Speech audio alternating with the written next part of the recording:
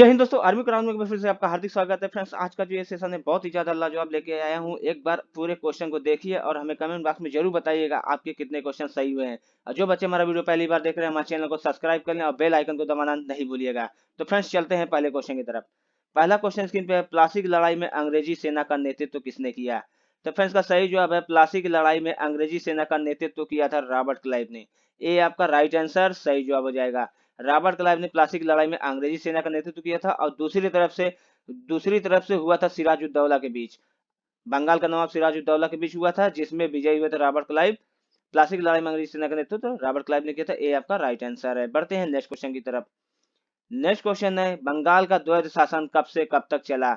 हर एक क्वेश्चन बहुत ही ज्यादा इंपॉर्टेंट है अपने आप में, क्योंकि यह हर एक एग्जाम में आए हुए क्वेश्चन है। बंगाल का द्वैध शासन कब से कब तक चला? 1765 से 1772 तक। सी आपका राइट आंसर सही जवाब हो जाएगा। 1765 से 1772 तक बंगाल में द्वैध शासन चला था। बढ़ते हैं नेक्स्ट क्वेश्चन की तरफ। नेक्स्ट क्वेश्चन है, भारत का प्रथम गवर्नर जनरल व वायसराय था? तो फ्रेंड्स, का सही जवाब हो जाएगा, भारत का प्रथम गवर्नर जनरल व वायसराय लॉर्ड कैनिंग था। बी आपका राइट आंसर सही जवाब हो जाएगा। लॉर्ड कैनिंग भारत का प्रथम गवर्नर जनरल थे तथा बाद में प्रथम वायसराय भी थे। तो बी आपका राइट आंसर है। बढ़ते हैं अगले क्वेश्चन की तरफ। अगला क्वेश्चन है, किस सिख गुरु ने फारसी में जफरनामा लिखा? ये तो बहुत ही ज्यादा इंपॉर्टेंट क्वेश्चन है, क्योंकि ये हर एक आर्मी की एग्जाम हो, चाहे एसआई हो, चाहे यूपी पुलिस हो, हर एक एग्जाम में ये क्वेश्चन आया हुआ है। किस सिख गुरु ने फारसी में जफरनामा लिखा था? इसका सही जवाब हो जाएगा, गुरु गोविंद सिंह ने। सी आपका राइट आंसर सही जवाब हो जाएगा।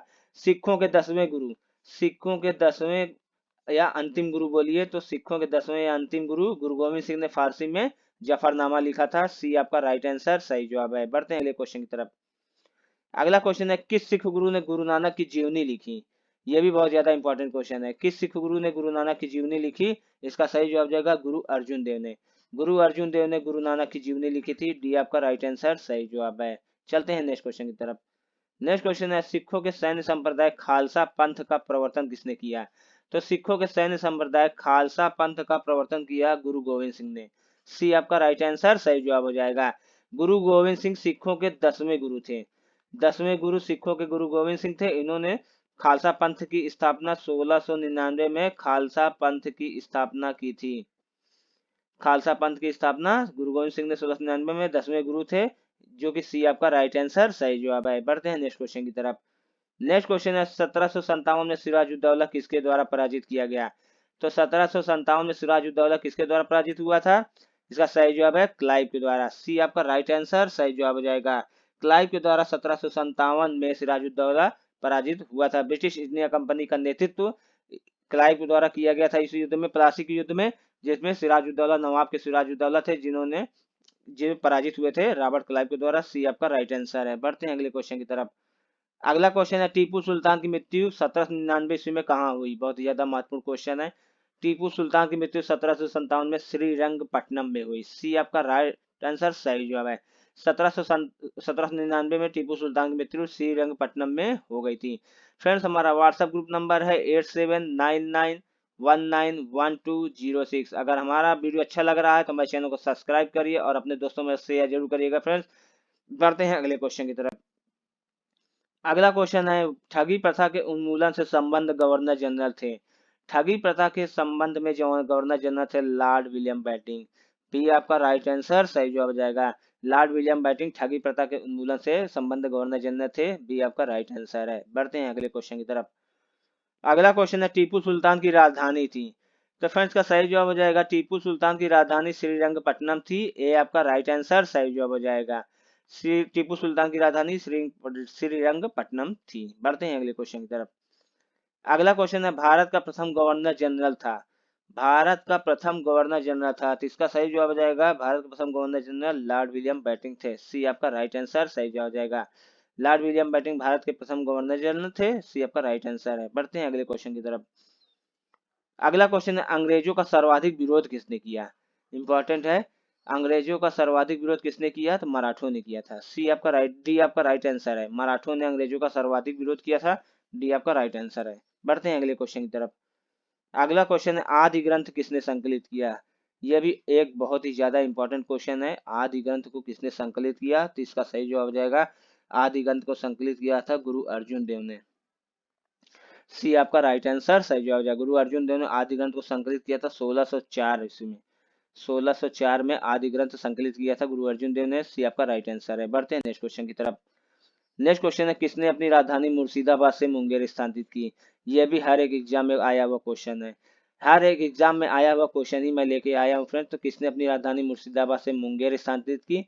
इसका सही जवाब हो जाएगा मीर कासिम ने। डी आपका राइट आंसर सही जवाब हो जाएगा। मीर कासिम ने अपनी राजधानी मुर्शिदाबाद से मुंगेर स्थानांतरित की थी 1762 ईस्वी में। 1762 ईस्वी में मीर कासिम ने अपनी राजधानी को मुर्शिदाबाद से मुंगेर स्थानांतरित कर लिया था। डी आपका राइट आंसर है। बढ़ते हैं अगले क्वेश्चन की तरफ। अगला क्वेश्चन है, सिखों के अंतिम गुरु कौन थे? तो फ्रेंड्स का सही जवाब हो जाएगा सिखों के अंतिम गुरु गुरु गोविंद सिंह थे। सी आपका राइट आंसर सही जवाब हो जाएगा। सिखों के अंतिम गुरु यानी 10वें गुरु। सिखों के अंतिम गुरु यानी 10वें गुरु गुरु गोविंद सिंह थे, जो कि सिखों के अंतिम गुरु थे। सी आपका राइट आंसर है। खालसा पंथ की स्थापना इन्होंने ही की थी 1699 ईस्वी में। पढ़ते हैं नेक्स्ट क्वेश्चन की तरफ। नेक्स्ट क्वेश्चन है, कारगिल में भारत और पाकिस्तान के बीच हुए युद्ध ऑपरेशन का क्या नाम था? तो कारगिल में भारत और पाकिस्तान के बीच जो युद्ध हुआ था उसका ऑपरेशन का नाम था ऑपरेशन विजय। बी आपका राइट आंसर सही जवाब हो जाएगा। ऑपरेशन विजय के नाम से कारगिल युद्ध लड़ा गया था भारत और पाकिस्तान के बीच। बढ़ते हैं नेक्स्ट क्वेश्चन की तरफ। नेक्स्ट क्वेश्चन, अंतरराष्ट्रीय तिथि रेखा कहा जाता है? तो फ्रेंड्स का सही जवाब हो जाएगा, अंतरराष्ट्रीय तिथि रेखा कहा जाता है 180 अंश देशांतर को। बी आपका राइट आंसर है। 180 अंश देशांतर को अंतरराष्ट्रीय तिथि रेखा कहा जाता है। बढ़ते हैं अगले क्वेश्चन की तरफ। फ्रेंड्स हमारा व्हाट्सएप ग्रुप नंबर है 8799191206। आप इस नंबर पर जुड़िए, आपको पीडीएफ के साथ साथ आंसर भी उपलब्ध मिलेगा। ये हमारा व्हाट्सएप ग्रुप नंबर भी है और हमें कमेंट बॉक्स में जरूर बताइएगा आपके कितने क्वेश्चन सही हुए हैं। बढ़ते हैं नेक्स्ट क्वेश्चन की तरफ। नेक्स्ट क्वेश्चन है, टाइगर स्टेट किसे कहा जाता है? तो फ्रेंड्स बहुत ही ज्यादा चर्चित क्वेश्चन है ये। टाइगर स्टेट किसे कहा जाता है? इसका सही जवाब हो जाएगा टाइगर स्टेट मध्य प्रदेश को कहा जाता है। एमपी मध्य प्रदेश को टाइगर स्टेट के नाम से जाना जाता है। बढ़ते हैं अगले क्वेश्चन की तरफ। अगला क्वेश्चन है, मजदूर दिवस कब मनाते हैं? तो फ्रेंड्स का सही जवाब हो जाएगा मजदूर दिवस मनाया जाता है 1 मई को। सी आपका राइट आंसर सही जवाब हो जाएगा। 1 मई को मजदूर दिवस के रूप में हम मनाते हैं। बढ़ते हैं अगले क्वेश्चन की तरफ। अगला क्वेश्चन है, लखनऊ किस नदी के किनारे स्थित है? देखिए नदी के किनारे जो बसे हुए शहर हैं इनसे तो क्वेश्चन आते ही हैं। अब मैं जो क्वेश्चन लेके आया हूँ ये हर एक प्रीवियस एग्जाम में आए हुए क्वेश्चन ही मैं लेके आया हूँ। तो लखनऊ किस नदी के किनारे स्थित है? लखनऊ गोमती नदी के किनारे स्थित है। डी आपका राइट आंसर सही जो है। लखनऊ गोमती नदी के किनारे स्थित है। अयोध्या आपका सरयू नदी किनारे है। अयोध्या आपका सरयू नदी के किनारे स्थित है। लखनऊ गोमती नदी के किनारे स्थित है। दिल्ली आपका यमुना नदी के किनारे स्थित है।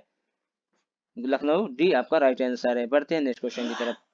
नेक्स्ट क्वेश्चन है, क्वीन ऑफ डेक्कन किसका उपनाम है? तो क्वीन ऑफ डेक्कन नाम है पुणे का। सी आपका राइट आंसर सही जवाब हो जाएगा। पुणे को हम क्वीन ऑफ डेक्कन के नाम से जानते हैं। बढ़ते हैं नेक्स्ट क्वेश्चन की तरफ। नेक्स्ट क्वेश्चन है, गांधी जी द्वारा सत्याग्रह की स्थापना कब की गई? तो गांधी जी द्वारा सत्याग्रह की स्थापना की गई थी। इसका सही जवाब बताइए, हमें कमेंट बॉक्स में जरूर बताइएगा। गांधी जी द्वारा सत्याग्रह की स्थापना कब की गई? 1919 में। डी आपका राइट आंसर सही जवाब हो जाएगा। बढ़ते हैं नेक्स्ट क्वेश्चन की तरफ। नेक्स्ट क्वेश्चन है, भारतीय संविधान की कौन सी अनुसूची नगर पालिकाओं से संबंधित है? तो फ्रेंड्स का सही जवाब हो जाएगा नगर पालिका से संबंधित अनुसूची है 12वीं। 12वीं अनुसूची नगर पालिका से संबंधित है। और ये 10वीं अनुसूची बहुत ही ज्यादा इंपॉर्टेंट है। 10वीं अनुसूची दल बदल कानून से संबंधित है। दल बदल कानून से संबंधित अनुसूची 10वीं अनुसूची। 12वीं अनुसूची आपका नगर पालिका से संबंधित है। 9वीं अनुसूची आपका पंचायती से है। बढ़ते हैं नेक्स्ट क्वेश्चन की तरफ। नेक्स्ट क्वेश्चन है, 1527 में खानवा के युद्ध में राणा सांगा को किसने हराया था? 1527 में खानवा के युद्ध में राणा सांगा को किसने हराया था? इसका सही जवाब हो जाएगा राणा सांगा को बाबर ने हराया था। डी आपका राइट आंसर सही जवाब हो जाएगा। 1527 में खानवा के युद्ध में राणा सांगा और बाबर के बीच हुआ था, जिसमें बाबर विजयी हुआ था। डी आपका राइट आंसर है। बढ़ते हैं नेक्स्ट क्वेश्चन की तरफ। नेक्स्ट क्वेश्चन है, उसेन बोल्ट का संबंध किससे है? तो भैया ये जानते ही हैं, हुसैन बोल्ट सबसे बेहतरीन धावक थे। इनका एथलेटिक्स से संबंध है। ये आपका राइट आंसर है। हुसैन बोल्ट जमाइका के रहने वाले हैं। जमाइका के रहने वाले हैं और इन्होंने ओलंपिक में सर्वाधिक मेडल जीता है। इनका संबंध एथलेटिक्स से है क्योंकि यह दौड़ते हैं। बढ़ते हैं नेक्स्ट क्वेश्चन की तरफ। अगला क्वेश्चन, अंतरराष्ट्रीय मानवाधिकार दिवस कब मनाया जाता है? तो अंतरराष्ट्रीय मानवाधिकार दिवस मनाया जाता है 10 दिसंबर को। बी राइट आंसर है क्योंकि यह 2016 के एसआई एग्जाम में आया हुआ क्वेश्चन है। 2016 के एसआई एग्जाम में आया क्वेश्चन है कि अंतरराष्ट्रीय मानवाधिकार दिवस कब मनाया जाता है। सही जवाब है 10 दिसंबर। बी आपका राइट आंसर है। बढ़ते हैं नेक्स्ट क्वेश्चन की तरफ। नेक्स्ट क्वेश्चन है राष्ट्रीय पर्यावरण इंजीनियरिंग शोध संस्थान कहाँ स्थित है। तो राष्ट्रीय पर्यावरण इंजीनियरिंग शोध संस्थान स्थित है नागपुर में। बी आपका राइट आंसर सही जवाब हो जाएगा। राष्ट्रीय पर्यावरण इंजीनियरिंग शोध संस्थान नागपुर में स्थित है। बढ़ते हैं अगले क्वेश्चन की तरफ। नेक्स्ट क्वेश्चन है रेड क्रॉस की स्थापना किस वर्ष हुई। तो रेड क्रॉस की स्थापना 1863 में हुई। सी आपका राइट आंसर सही जवाब हो जाएगा। रेड क्रॉस की स्थापना हेनरी ड्यूरांट ने की थी। हेनरी ड्यूरांट ने रेड क्रॉस की स्थापना 1863 में की। सी आपका राइट आंसर है। बढ़ते हैं अगले क्वेश्चन की तरफ। अगला क्वेश्चन है नेसेट किस देश की संसद का नाम है। संसद से भी क्वेश्चन उठाए जाते हैं, इसलिए मैं आपके सामने ये क्वेश्चन लेके आया हूँ। नेसेट किस देश की संसद का नाम है। इसका सही जवाब हो जाएगा नेसेट इजराइल की संसद का नाम है। ए आपका राइट आंसर सही जवाब हो जाएगा। नेसेट इजराइल देश की संसद का नाम है। और संसद भारत की संसद का नाम संसद ही है। और शोरा की बात करें तो अफगानिस्तान अफगानिस्तान की संसद का नाम शोरा है। ठीक है फ्रेंड्स, तो नेसेट इजराइल ये आपका राइट आंसर है। फ्रेंड्स हमारा व्हाट्सएप ग्रुप नंबर है 8799191206। आप इस नंबर पर कॉल भी कर सकते हैं। आपको आर्मी की संपूर्ण तैयारी की जानकारी दी जाएगी। और हमारा व्हाट्सएप ग्रुप नंबर भी यही है। आप हमारे नीचे टेलीग्राम में डिस्क्रिप्शन में टेलीग्राम का लिंक भी दिया हुआ है, आप वहां से भी इसका पूरा पीडीएफ प्राप्त कर सकते हैं। पढ़ते हैं नेक्स्ट क्वेश्चन की तरफ। नेक्स्ट क्वेश्चन है चंद्रप्रभा राष्ट्रीय उद्यान कहाँ है। तो चंद्रप्रभा राष्ट्रीय उद्यान स्थित है। इसका सही जवाब हो जाएगा उत्तर प्रदेश। सी आपका राइट आंसर सही जवाब हो जाएगा। चंद्रप्रभा राष्ट्रीय उद्यान उत्तर प्रदेश में है। बढ़ते हैं अगले क्वेश्चन की तरफ। अगला क्वेश्चन है भारत में कार्यपालिका का अध्यक्ष कौन होता है। तो भारत में कार्यपालिका का अध्यक्ष होता है राष्ट्रपति। ये आपका राइट आंसर सही जवाब हो जाएगा। सॉरी, प्रधानमंत्री। भारत में कार्यपालिका का अध्यक्ष प्रधानमंत्री होता है। बी आपका राइट आंसर सही जवाब है। राष्ट्रपति भारत में कार्यपालिका का अध्यक्ष नहीं, भारत में कार्यपालिका का अध्यक्ष का पद संभालते हैं भारत के प्रधानमंत्री। बी आपका राइट आंसर होगा। बढ़ते हैं अगले क्वेश्चन की तरफ। अगला क्वेश्चन है संघ की कार्यपालिका शक्ति किसमें निहित है। ये जो बहुत ही ज्यादा इंपॉर्टेंट क्वेश्चन है, क्योंकि ये हर एक एग्जाम में आया हुआ है और आते भी हैं। संघ की कार्यपालिका शक्ति किसमें निहित है। राष्ट्रपति में निहित है। बी आपका राइट आंसर सही जवाब हो जाएगा। अनुच्छेद 53 के तहत अनुच्छेद 53 के तहत इसका उल्लेख किया गया है कि संघ की कार्यपालिका शक्ति राष्ट्रपति में निहित होगी। बी आपका राइट आंसर है। बढ़ते हैं नेक्स्ट क्वेश्चन की तरफ। नेक्स्ट क्वेश्चन है भारत का राष्ट्रपति।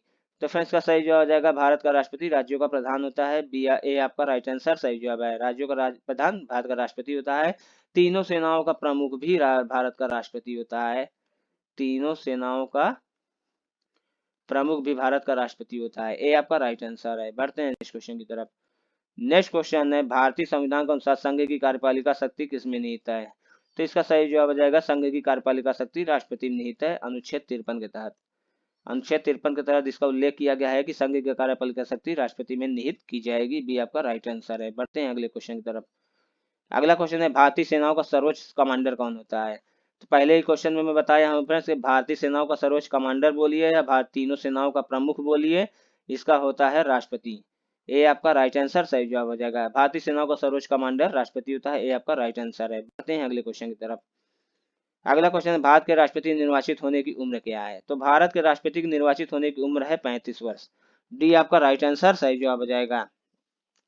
अनुच्छेद 55 के तहत भारत के राष्ट्रपति का निर्वाचन होता है। अनुच्छेद 55 के तहत भारत के राष्ट्रपति का निर्वाचन होता है। अप्रत्यक्ष रूप से इसका निर्वाचन किया जाता है और इसके बनने की उम्र है 35 वर्ष। डी आपका राइट आंसर सही जवाब है। बढ़ते हैं नेक्स्ट क्वेश्चन की तरफ। नेक्स्ट क्वेश्चन है राष्ट्रपति का निर्वाचन किस प्रकार से होता है। तो राष्ट्रपति का निर्वाचन अप्रत्यक्ष रूप से होता है। बी आपका राइट आंसर है। राष्ट्रपति का निर्वाचन अनुच्छेद 55 के तहत अप्रत्यक्ष रूप से किया जाता है। इसको शपथ कौन दिलाता है। तो इसको शपथ दिलाता है भारत का मुख्य न्यायाधीश। भारत का मुख्य न्यायाधीश राष्ट्रपति को शपथ दिलाता है। इसका कार्यकाल 5 वर्ष का होता है। बी आपका राइट आंसर है। बढ़ते हैं अगले क्वेश्चन की तरफ। अगला क्वेश्चन है राष्ट्रपति चुनाव संबंधित मामले किसके पास भेजे जाते हैं। तो राष्ट्रपति चुनाव जब होता है तो कोई भी गड़बड़ी होती है तो इसके मामले भेजे जाते हैं उच्चतम न्यायालय के पास। सी आपका राइट आंसर सही जवाब हो जाएगा। राष्ट्रपति चुनाव संबंधी मामले भेजे जाते हैं उच्चतम न्यायालय के पास। बढ़ते हैं अगले क्वेश्चन की तरफ। अगला क्वेश्चन है भारत के राष्ट्रपति का चुनाव कितने वर्षों के लिए होता है। तो भारत के राष्ट्रपति का चुनाव होता है 5 वर्षों के लिए। बी आपका राइट आंसर सही जवाब हो जाएगा। राष्ट्रपति का चुनाव 5 वर्षों के लिए होता है और उम्र चाहिए 35 वर्ष। कार्यकाल 5 वर्ष का होता ही है। बी आपका राइट आंसर है। बढ़ते हैं अगले क्वेश्चन की तरफ। अगला क्वेश्चन है भारत के राष्ट्रपति को उसके पद से हटाया जा सकता है। इंपॉर्टेंट क्वेश्चन है ये, इसको आप चाहिए तो मैं तो कहता हूँ कि इसको आप लिख लीजिए। भारत के राष्ट्रपति को उसके पद से हटाया जा सकता है संसद द्वारा। डी आपका राइट आंसर सही जवाब हो जाएगा। संसद के द्वारा हटाया जा सकता है, लेकिन संसद के द्वारा महाभियोग लगने पर, महाभियोग लगता है राष्ट्रपति पर अनुच्छेद 61 के तहत। अनुच्छेद 61 के तहत राष्ट्रपति पर महाभियोग लगता है संसद के दोनों सदनों के द्वारा। संसद के दोनों सदनों के द्वारा जब महाभियोग लगता है तो राष्ट्रपति पर महाभियोग लगाया जाता है। डी आपका राइट आंसर सही जवाब है। बढ़ते हैं अगले क्वेश्चन की तरफ। अगला क्वेश्चन है राष्ट्रपति को उसके पद से हटाया जा सकता है, तो राष्ट्रपति को हटाया जा सकता है महाभियोग के द्वारा। डी आपका राइट आंसर सही जवाब हो जाएगा। संसद के किसी भी एक सदन के द्वारा महाभियोग लगाया जा सकता है, महाभियोग के द्वारा राष्ट्रपति को उसके पद से हटाया जा सकता है। बढ़ते हैं अगले क्वेश्चन की तरफ। अगला क्वेश्चन है राष्ट्रपति पर महाभियोग प्रक्रिया किस देश से ली गई है, तो राष्ट्रपति पर महाभियोग जो लगता है अनुच्छेद 61 के तहत संसद के दोनों सदनों के तहत, उसका लिया गया है अमेरिका से। ए आपका राइट आंसर सही जवाब हो जाएगा। अमेरिका से राष्ट्रपति पर महाभियोग की प्रक्रिया ली गई है। फ्रेंड्स, हमारा व्हाट्सएप ग्रुप नंबर है 8799191206 और हमें कमेंट बॉक्स में जरूर बताइएगा आपके कितने क्वेश्चन सही हुए हैं। बढ़ते हैं नेक्स्ट क्वेश्चन की तरफ। नेक्स्ट क्वेश्चन है राष्ट्रपति को पद की शपथ कौन दिलाता है, तो राष्ट्रपति को उसके पद की शपथ दिलाता है भारत का मुख्य न्यायाधीश। ए आपका राइट आंसर सही जवाब हो जाएगा। राष्ट्रपति अनुच्छेद 60 के तहत राष्ट्रपति शपथ लेता है और उसको शपथ दिलाता है भारत का मुख्य न्यायाधीश। ए आपका राइट आंसर है। बढ़ते हैं नेक्स्ट क्वेश्चन की तरफ। नेक्स्ट क्वेश्चन है सबसे लंबे समय तक भारत के राष्ट्रपति रहे, तो सबसे लंबे समय तक भारत के राष्ट्रपति रहे डॉक्टर राजेंद्र प्रसाद। ए आपका राइट आंसर सही जवाब हो जाएगा। डॉक्टर राजेंद्र प्रसाद भारत के सबसे लंबे समय तक राष्ट्रपति रहे हैं। बढ़ते हैं नेक्स्ट क्वेश्चन की तरफ। नेक्स्ट क्वेश्चन है भारत के प्रथम राष्ट्रपति कौन थे, भारत के प्रथम राष्ट्रपति थे doctor Rajendra Prasad. A B आपका राइट आंसर सही जवाब हो जाएगा। संविधान सभा के स्थायी अध्यक्ष राजेंद्र प्रसाद थे, बाद में उन्हें भारत का राष्ट्रपति घोषित कर दिया गया था। बी आपका राइट आंसर है। बढ़ते हैं नेक्स्ट क्वेश्चन की तरफ। नेक्स्ट क्वेश्चन है संसद के दोनों सदनों को बुलाने की शक्ति किसके पास है, तो फ्रेंड्स बहुत ही ज्यादा इंपॉर्टेंट क्वेश्चन है ये। संसद के दोनों सदनों मतलब संयुक्त बैठक, संसद के संयुक्त बैठक। तो संसद के संयुक्त बैठक अनुच्छेद 108 के तहत राष्ट्रपति बुलाता है। तो संसद के दोनों सदनों को बुलाने की शक्ति राष्ट्रपति में निहित है। ए आपका राइट आंसर सही जवाब हो जाएगा। बढ़ते हैं अगले क्वेश्चन की तरफ। अगला क्वेश्चन है अध्यादेश जारी करने का अधिकार राष्ट्रपति का कौन सा अधिकार है, तो फ्रेंड्स अध्यादेश जारी करने का अधिकार राष्ट्रपति का विधायी अधिकार है। ए आपका राइट आंसर सही जवाब हो जाएगा। अध्यादेश जारी करने का अधिकार राष्ट्रपति का विधायी अधिकार है और अध्यादेश जब राष्ट्रपति जारी करता है तो उसकी अवधि होती है 6 सप्ताह की। उसकी अध्यादेश की अवधि होती है 6 सप्ताह की और उसको बुलाने का अधिकार राष्ट्रपति का विधायी अधिकार है। बढ़ते हैं नेक्स्ट क्वेश्चन की तरफ। नेक्स्ट क्वेश्चन है भारत का राष्ट्रपति किसका अभिन्न अंग है, तो फ्रेंड भारत का राष्ट्रपति अभिन्न अंग है संसद का।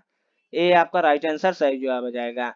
देखिए जब सदन बात करें तो भारत की संसद के 2 सदन हो जाएंगे, राज्यसभा और लोकसभा। और जब यही बोल देगा कि संसद के कितने अंग हैं तो संसद के 3 अंग हो जाएंगे, राज्यसभा, लोकसभा और राष्ट्रपति।